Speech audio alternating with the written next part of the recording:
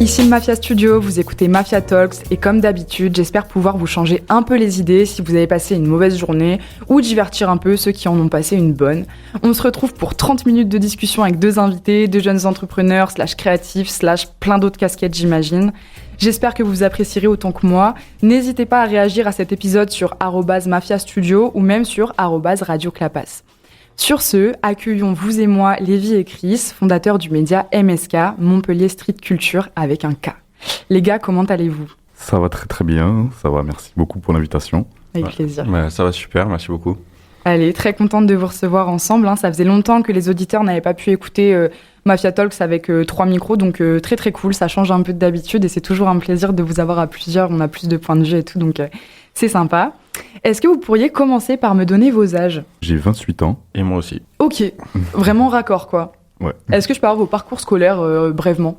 Moi j'ai fait un bac STD2A, c'est bac art appliqué en gros.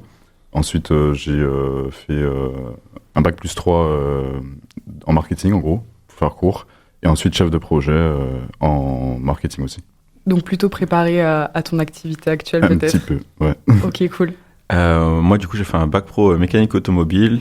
Après je suis parti sur une licence en économie et gestion et j'ai aussi fait chef de projet avec Lévi, là où je l'ai rencontré. Ouais, vous avez fait vos études ensemble, enfin vos fins d'études ensemble. C'est ça. Carrément. Ok. Alors du coup moi j'ai préparé un peu votre fiche, histoire d'essayer de présenter MSK comme il se doit. Et je vous laisserai me corriger si jamais j'ai fait des petites erreurs, mais Pas de souci. je vais présenter tout ça aux auditeurs. Donc MSK, c'est beaucoup d'événementiel, c'est de la médiatisation, de l'actu et des interviews d'artistes plus ou moins connus, ça dépend. Et moi, ce qui a attiré mon attention, en fait, c'est votre capacité à organiser des événements qui revisitent des concepts que nous, on ne trouve pas à Montpellier, ou que très peu en tout cas, comme notamment les pop-up, donc des pop-up stores, des boutiques ou des stands éphémères, dans le Polygone, qui est le grand centre commercial de Montpellier Centre, qui est un lieu assez difficile d'accès d'un point de vue professionnel, ou en tout cas pour ceux qui sont pas dans le métier, genre le Polygone, c'est le Polygone, tu vois. Donc c'est assez intéressant. Et on vous retrouve également au marché du Lez. Enfin, les pop-up, on les retrouve au marché du Lez. Mais c'est pas tout. Vous proposez aussi des after-work, des événements festifs qui proposent différents genres musicaux, comme par exemple des musiques qui proviennent du Brésil, du chata, baile funk, de la mapiano, j'en passe parce qu'il y en a sûrement que j'ai raté. Mais je crois que depuis récemment, vous organisez des défilés de mode.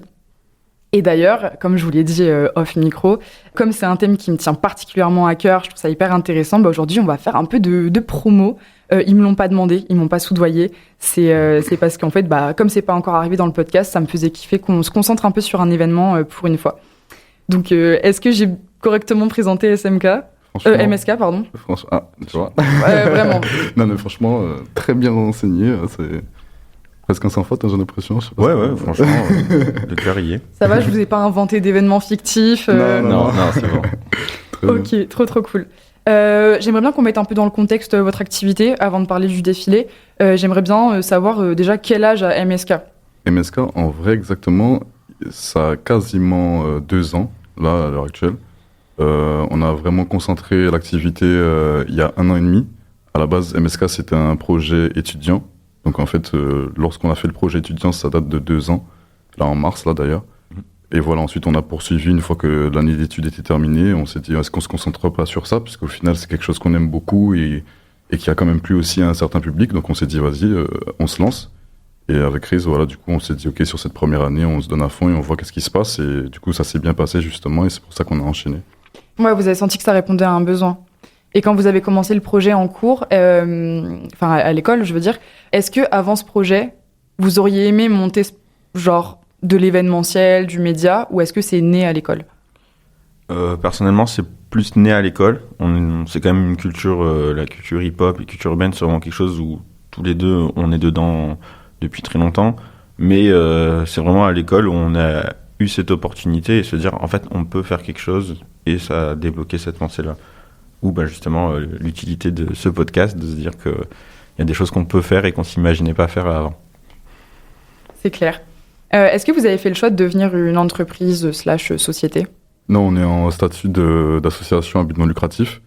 On s'est dit que pour commencer, c'était très intéressant déjà de commencer comme ça. Et puis même, en fait, c'était surtout qu'on avait besoin d'un statut pour pouvoir créer. Et on n'a pas pensé tout d'abord à... Parce que qui dit société, entreprise dit forcément équilibre financier, absolument. Et donc, on a d'abord pensé à vouloir créer ce qu'on voulait créer. Et ensuite, on s'est dit, bon, on verra par la suite qu'est-ce qui se passe. Donc, pour l'instant, jusqu'à maintenant, on est en association. Ok. Ouais, voilà, le cœur de la société, c'est vu que c'est du culturel, c'est d'abord plus important de vraiment apporter quelque chose, puis après réfléchir à comment monter financièrement l'histoire, quoi. C'est marrant, c'est vrai que le culturel, c'est toujours associé au statut d'association.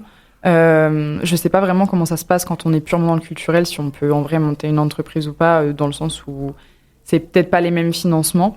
La ville vous a encouragé là-dedans, parce que peut-être que quand vous avez monté l'asso, vous avez cherché au moins du soutien d'une structure officielle. Vous avez eu du soutien de la ville ? Alors, quand on est allé voir la ville, du coup, ils ont apprécié un peu ce qu'on faisait. Ils ont dit que c'est quelque chose de concret pour la culture, etc.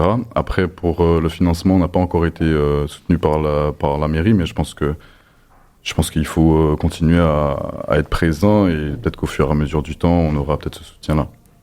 Ouais, voilà. Alors juste aujourd'hui, à ce jour, on est juste été soutenu par le département de l'Hérault. Mais la ville suit quand même de près ce qu'on fait et nous soutient, pas forcément financièrement, mais avec les accès aux locaux qu'ils ont à disposition. Est-ce que vous travaillez à côté du coup ? Je suis en train de commencer à créer une auto-entreprise, un peu dans toutes les compétences un peu que j'utilise déjà pour MSK. Ça, c'est pour moi. Et moi, je suis formateur en école de commerce. Ok. Donc t'es intervenant ? Ouais, je fais des cours de développement commercial et marketing. Ça fait pas peur d'enseigner au début ? Si.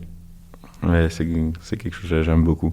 C'est dans le partage, c'est la même chose que pour MSK, c'est dans la même vibe, c'est partager quelque chose et apporter des choses aux gens, donc c'est la même vibe. Tes élèves en général, ils ont quel âge ? Alors, le plus jeune élève a 17 ans et le plus vieux a 26 ans.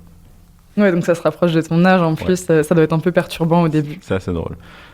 Quand vous vous consacrez uniquement à MSK, est-ce qu'il y a un peu une journée typique que vous pouvez nous raconter ? En fait, c'est vrai que, étant donné qu'on est sur différents projets, et que ce sont des projets vraiment, on peut dire presque pluridisciplinaires, parce que du coup, c'est vraiment des fois des trucs qui se ressemblent pas particulièrement, en fait, il n'y a pas de journée vraiment typique. C'est vrai qu'on sera toujours dans certains domaines, donc on va check les mails, on va voir un peu les DM aussi, pour voir un peu l'interaction avec les gens. On saura qu'il faudra toujours préparer des trucs pour la com, qu'il faut prendre des rendez-vous, etc., etc. Mais c'est souvent très diversifié, puisque en fait, l'événementiel, ça reste toujours quelque chose de très... faut jongler un peu tout le temps avec ce qu'on a, et du coup, voilà, c'est ça, c'est que ça serait difficile de te donner une journée type. Je m'en doutais un peu en posant la question, mais c'était par curiosité quand même. Et voilà, vu qu'en fait, comme disait Lévi, on a pas mal d'événements différents, pas mal de projets médias, on travaille toujours en mode projet, donc on se fait toujours une liste de choses à faire et des deadlines, donc en fait, on jongle à chaque fois entre des rendez-vous, du travail sur le bureau, etc., etc. Au niveau du temps, c'est pas trop compliqué à gérer ? On s'habitue. C'est ça, en fait, c'est en fonction en fonction de la chose, de la masse de travail. En fait, on essaie de voir qu'est-ce qui va prendre le plus de temps, essayer de préparer ça. Après, c'est vrai que c'est quelque chose qu'on a vu aussi en cours, et c'est quelque chose aussi qui s'apprend sur le terrain. Donc, en fait, on puise un peu aussi dans ce qu'on a pu apprendre, de ce qu'on apprend aussi sur le terrain. Et avec l'expérience, en fait, on s'améliore un petit peu à chaque événement, en fait. Donc, tant mieux. Je me demandais s'il y avait peut-être d'autres personnes qui travaillaient avec vous. Oui, on a eu donc durant la première année, on a eu des alternants, on a eu 3 personnes, on a eu Valentin, Diel, Liam. Là, on a beaucoup plus sollicité cette année des bénévoles, puisque comme ça, on se dit, justement, maintenant qu'on est davantage connu par rapport aux événements qu'on a fait, peut-être que ce sera plus facile de fédérer. Donc, on a fait appel à des bénévoles. Donc, maintenant, on a une équipe de bénévoles qui est en train de se construire. Et même de toute façon, de base, on a toujours notre entourage qui nous ont toujours soutenus, que ce soit les amis, les proches ou même la famille. Donc ouais, c'est cool. Il a tout dit. Pas de souci. Non, c'est cool de savoir que aussi il y a les proches qui sont derrière. C'est une grande chance. Donc je trouve ça beau. On va parler un peu de mode. Oui. Ça vous va ? On va parler du défilé. Très bien. J'espère qu'en plus c'est pas trop secret. Ça vous dérange pas de teaser un peu ? Du tout, ouais. Ok, trop bien. Est-ce que vous pouvez nous dire déjà quand est-ce que c'est et où ça se trouve ? Donc c'est ce vendredi 22 mars. C'est à la salle Jules Pagési. C'est une salle qui est juste à côté du Polygone, qui est connue pour être l'ancienne mairie. C'est une grande salle, du coup, à côté du Polygone, près de l'espace jeunesse. Ouais, voilà. Donc, au programme, un défilé de mode. Le but ici, c'est de vous faire découvrir les créateurs de votre ville, créer un mouvement de mode pour Montpellier et vous faire passer une super soirée avec des activités, des shows et un petit DJ set à la fin qui fait bien plaisir. Avant tout, votre rapport à la mode? Notre rapport à la mode, je pense, parce qu'on s'habille bien. Non, blague à part, c'est un domaine, en fait, le but d'MSK, c'est quand même de toucher toutes les disciplines liées aux cultures urbaines, et la mode est assez prédominante dedans, en même temps que la musique, les arts plastiques et autres. Et c'est un domaine qu'on n'avait pas pu toucher, et on a juste réfléchi à quelque chose qui manquait à la ville. En fait, on essaie toujours d'être en contact avec les acteurs pour pouvoir vraiment se dire, ok, qu'est-ce qui pourrait leur donner un coup de pouce et qu'est-ce qui pourrait aussi apporter à la ville et s'ancrer dans l'environnement culturel de la ville. Et c'est là qu'est venue l'idée de ce défilé de mode biannuel. Donc c'était une volonté qui est née récemment d'intégrer des défilés à votre programmation? En fait, non, pas si récemment que ça, on y a pensé déjà depuis l'année dernière, c'est juste que, en fait, on était déjà sur d'autres projets, donc on l'a fait en fin d'année, le dernier défilé c'était en novembre de 2023, donc du coup, là, en fait, vu étant donné que la mode ça plaît à énormément de personnes, on a vu que ça a bien pris justement, donc on s'est dit ok, on continue sur cet événement-là aussi, qu'on va réitérer du coup ce vendredi, et c'est surtout aussi que grâce aux divers événements, aux diverses choses qu'on propose, on a quand même un petit réseau maintenant en fait de divers professionnels, dans diverses branches. Donc on a beaucoup de personnes dans la SAP, que ce soit par rapport aux fripes, les créateurs, etc. Donc à chaque fois, en ayant ces acteurs-là, ces actrices et ces acteurs avec nous, on réfléchit souvent à du coup comment faire pour pouvoir les mettre en avant, que ce soit sur du média, soit en événementiel. Donc sur le pan événementiel, on s'est dit que voilà, un défilé, ça serait peut-être la meilleure façon de montrer un peu le travail des créatrices et créateurs de la ville. Ok. Est-ce que cet événement, il va avoir un thème particulier d'un point de vue programmation? Encore une fois, bien sûr, c'est un défilé de mode, mais il y a des défilés qui ont des thèmes plutôt intenses. Donc justement, vu que c'est plusieurs marques qu'on présente, et c'est là où la différence avec quand Dior fait son défilé, Chanel fait son défilé, etc., eux, ils mettent un thème parce que leur collection a un thème spécifique. Nous, ce qu'on veut faire, c'est la mise en avant des différentes marques dans Montpellier. On ne peut pas forcément imposer de thème jungle, hiver, peu importe ce que c'est. Mais par contre, le but, c'est que ce soit un événement récurrent dans l'année. Donc là, cette édition ici, c'est pour les collections printemps-été. Et la prochaine qui va arriver, je ne spoil pas de date, pour la collection automne-hiver. Le but, c'est aussi de présenter, donc là, il y aura le thème pour les vêtements. Donc là, on va être au début du printemps, donc les collections printemps-été, pour que vous puissiez acheter vos nouvelles sapes avec les créateurs montpelliérains. Et pareil, au début de l'automne, pour les collections automne-hiver. Est-ce qu'au niveau des prix, si jamais, après ce défilé, on a flashé sur une pièce et on a envie de l'acheter, est-ce qu'on a une tranche de prix plutôt similaire ou est-ce que c'est plutôt une grande fourchette? La fourchette ne sera pas énorme, puisqu'il n'y a pas de pièces qui seront vraiment ultra chères. C'est vraiment des prix assez abordables. Je crois même qu'il y a des pièces qui vont commencer à partir d'une vingtaine d'euros. Donc, en vrai, de toute façon, les pièces, tu parlais de thèmes tout à l'heure, en fait, les divers créateurs sont quand même assez ils ont des univers assez différents. Donc, on a vraiment des pièces très différentes. Donc, c'est cool, ça permet de pouvoir proposer des trucs à un peu tout le monde. Et au-delà de ça, ça crée en fait chaque univers. En fait, faut s'imaginer que voilà, chaque marque aura son univers, son univers, que ce soit au niveau de l'ambiance musicale, ses couleurs, tout ce qui est en rapport avec leur création en fait. Donc, ce sera vraiment 4 univers différents parce qu'il y aura 4 marques.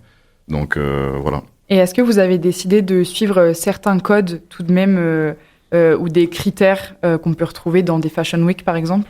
Pas vraiment. En fait, c'est vrai qu'en soi, on a forcément regardé ce qui se faisait, mais on s'est rendu compte d'ailleurs qu'en fait, un défilé, c'est plutôt quelque chose que tu peux créer en fonction de ce que tu as envie. On a vu des défilés où c'est un choix, qui est très peu de personnes, qui est beaucoup de personnes, qui est pas de lumière, qui est énormément de lumière, que ce soit...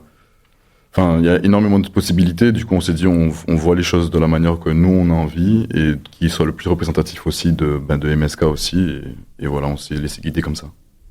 Ouais, pas beaucoup plus à rajouter. Voilà, on voulait vraiment apporter notre idée à l'idée d'un défilé de mode et pas forcément se calquer sur ce qui se fait dans les défilés de mode avec une seule marque, justement.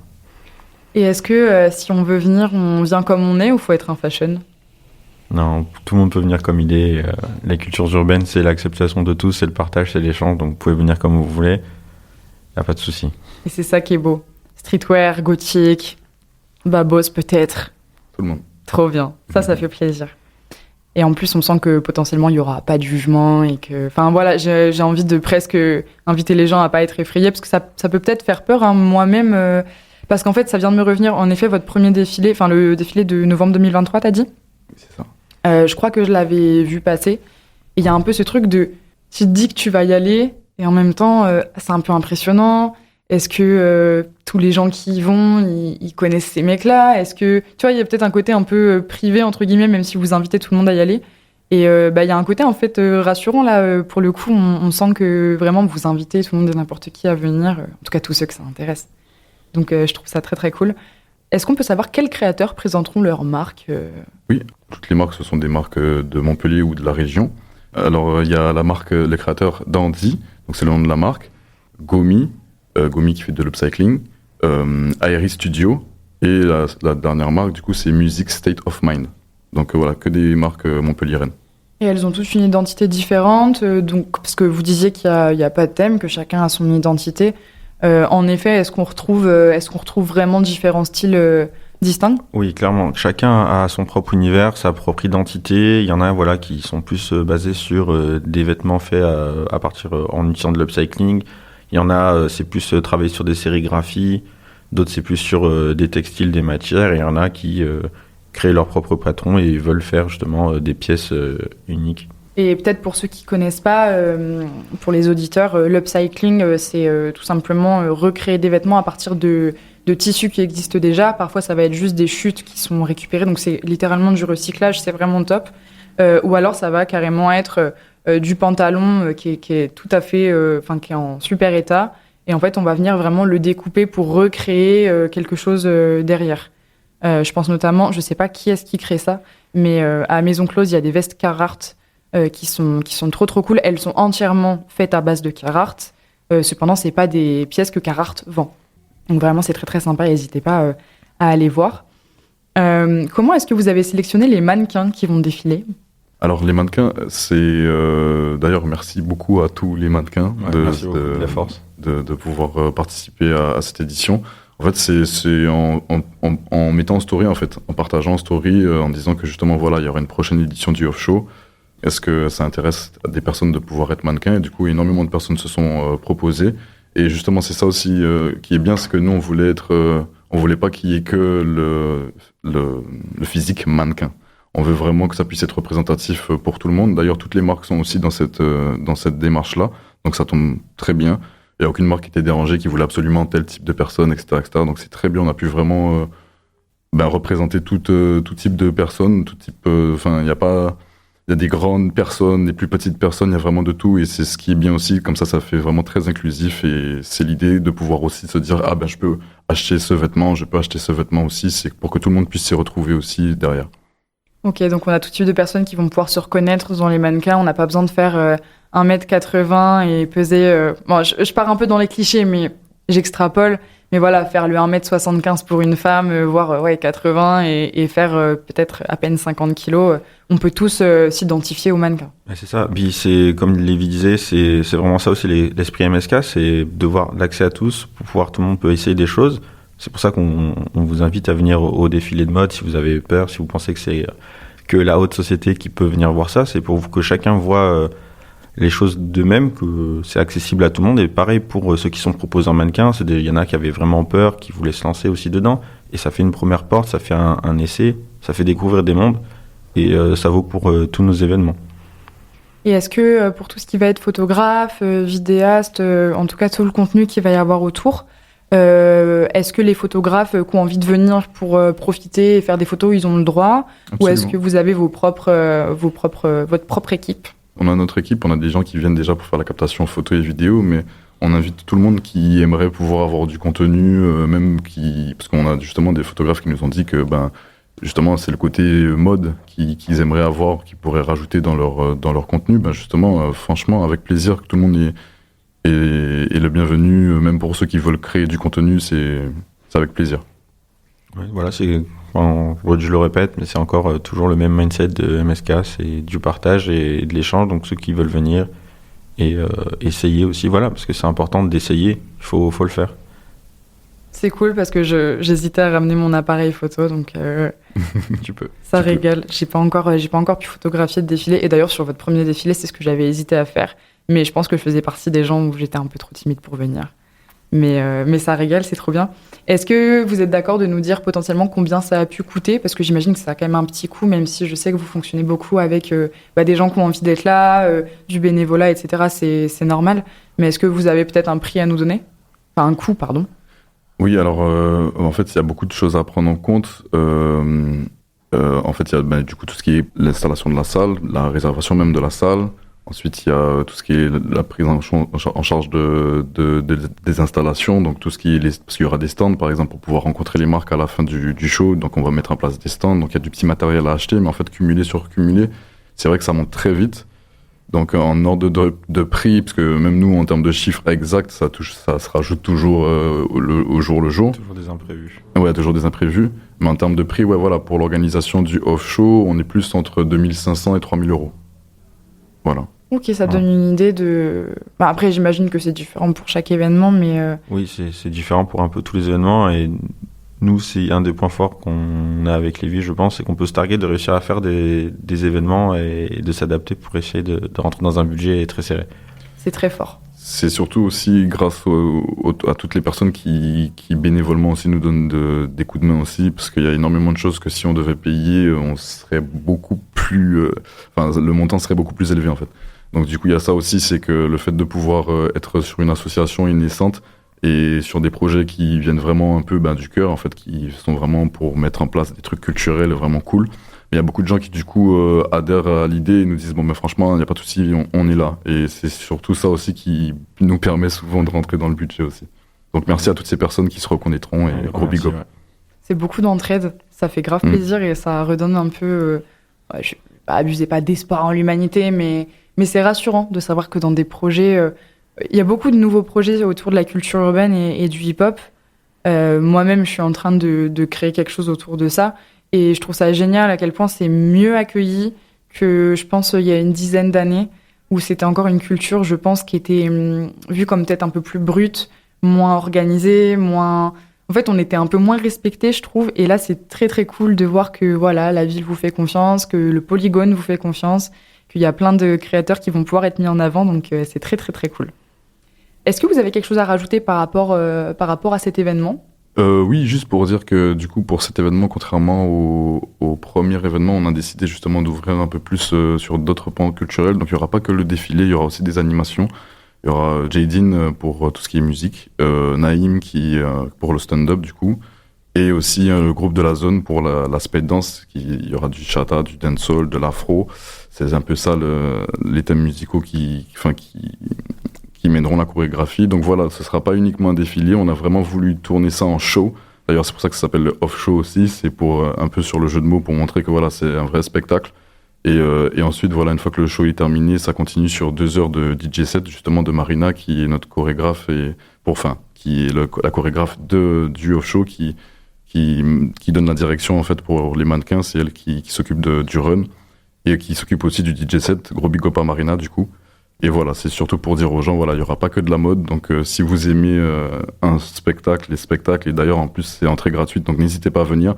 Dernière édition, il y avait vraiment de tout, il y avait de tout public. Il y avait vraiment, c'était très, très mélangé. Et en fait, c'est ça le but des MSK, nous, c'est de créer des ponts entre différents types de personnes, différentes personnes qui ont des passions différentes, peut-être qui aiment la mode, d'autres qui aiment la musique, qui se rejoignent et qui découvrent un nouvel univers. Et je rajoute sur ce qu'a dit Lévi aussi, vous pourrez voir une exposition photo de Andrea Labori, photographe, qui sera affichée sur le mur du fond de la salle. Très très cool, trop bien.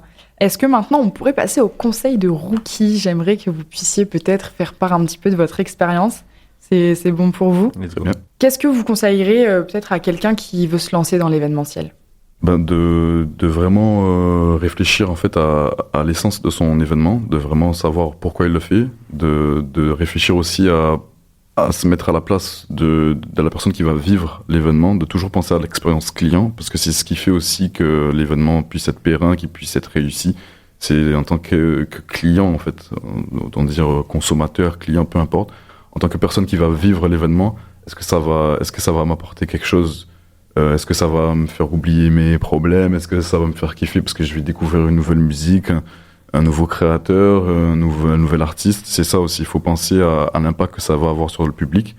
Et je pense personnellement, en tout cas, qu'il faut d'abord penser à ça, plutôt même à tout ce qui est financier, etc., etc. Forcément, du coup, le financier permettra mais je pense qu'il faut d'abord aller dans ce sens-là et ensuite voir est-ce que c'est possible. En fait, je pense à ça, j'ai envie de faire ça, j'ai envie d'aller jusque-là. Et derrière, bon, maintenant, est-ce que c'est possible? Non, c'est pas possible. Mais du coup, je vais retirer un petit peu, je vais retirer ci, ça, mais ne pas avoir peur de rêver grand et ensuite de retailler derrière si le budget ne suit pas ou si on n'a pas possibilité mais voilà, ne pas hésiter à vivre le truc à fond, je pense. Ouais, je suis assez d'accord pour le coup. Je trouve que rêver grand et après être ouvert à, en effet, venir retailler, on sait très bien qu'il y a toujours des aléas qui vont faire que peut-être qu'il faudra oublier telle partie de l'événement alors que c'est un truc que t'aimais, que t'avais imaginé. Mais en fait, c'est ça qui permet au final de rendre les choses possibles. C'est voyez un truc qui vous plaît, voyez un truc grand et même si les gens ils sont un peu en mode mais c'est trop, il faut peut-être voir plus petit et tout. Non, je trouve que c'est une bonne manière de faire. Par contre, après, il faut être ouvert aux gens qui vont dire alors ça sera pas possible et tout. Et je trouve que des fois, c'est le plus dur à encaisser. C'est quand tu voyais quelque chose et que finalement, c'est clair. Ça va pas être ça, mais ce sera quand même cool. Est-ce que toi, Chris, tu trouves que c'est un monde qui est difficile d'accès, l'événementiel ? Pas difficile d'accès, je trouve. Par contre, c'est facile de s'y casser les dents, parce que comme disait Lévi, il y a beaucoup de gens qui se lancent dans une idée sans vraiment avoir réfléchi à la valeur ajoutée de leur projet et à l'expérience client qui se met derrière. Ils savent même pas, des fois, il y a des gens qui se lancent dans leur idée sans savoir que si c'est vraiment une bonne idée et c'est facile de perdre de l'argent parce que l'événementiel, c'est quelque chose où c'est soit tu marches bien, soit tu marches pas trop. Et il faut savoir jauger ça. J'aimerais bien connaître votre rapport à la concurrence. Justement, nous, en fait, avec le positionnement un peu de MSK, on est plutôt... En fait, nous, on voit pas trop... Enfin, après, on est obligé de se voir aussi comme ça, mais on se voit pas en tant qu'association vraiment proprement parler. En fait, justement, c'est pour ça aussi un peu ce nom, Montpellier Street Culture. C'est qu'on aimerait justement, après... on n'a pas encore pu le faire autant qu'on aimerait, mais c'est de pouvoir mettre en avant tous les acteurs et les actrices des divers pans culturels en fait montpelliérains, que ce soit même la mode, l'art visuel, la musique, même les médias en fait, le sport, même les médias qui se développent. Tout ça en fait, on aimerait pouvoir montrer en fait quotidiennement, même hebdomadairement en fait, de manière hebdomadaire, ce qui se passe en fait à Montpellier et mettre en avant tout ça. Et du coup, nous, on voit pas vraiment de concurrence parce qu'on se positionne pas dans une branche en particulier. Et même quand bien même on a une branche, en fait, la plupart du temps, on essaie de travailler avec les personnes qui sont déjà sur le terrain. Par exemple, là, pour le défilé, on a fait énormément de partenariats justement pour toutes les diverses animations qu'on a pu mettre en place. Donc en fait, c'est ça, on essaie toujours de travailler avec les divers acteurs qui sont déjà dans un domaine dans lequel on rentre. Et si on est déjà dans un domaine et qu'il y a des nouveaux arrivants, d'aller à leur rencontre pour pouvoir justement travailler ensemble. Et je pense que c'est le plus intéressant.